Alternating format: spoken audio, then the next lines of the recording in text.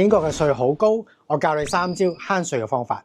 大家都有聽過咧，英國係有遺產稅嘅，但其實咧個人嘅免稅額咧高達325千嘅。如果自住物業咧係加多175千嘅。自住物業為例啦，遺產稅咧只係計咧你嘅首期嗰部分，而唔計咧你借咗錢銀行嗰部分嘅。如果你係兩公婆嘅話咧，其實咧個免稅額咧係雙倍嘅。第二樣，個人咧一般嘅入息稅咧係20%。物業收租為例啦，你其實咧可以咧扣除所有物業相關嘅開支，先計出你嘅淨利潤，再打20%嘅個人入息稅。第三就係適當嘅時候咧，你應該用公司名去持有個物業，因為公司名持有扣嘅稅項咧係更加多嘅。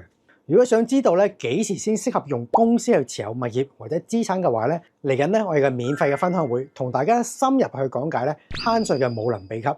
click 下邊條 link 報名，到時見大家。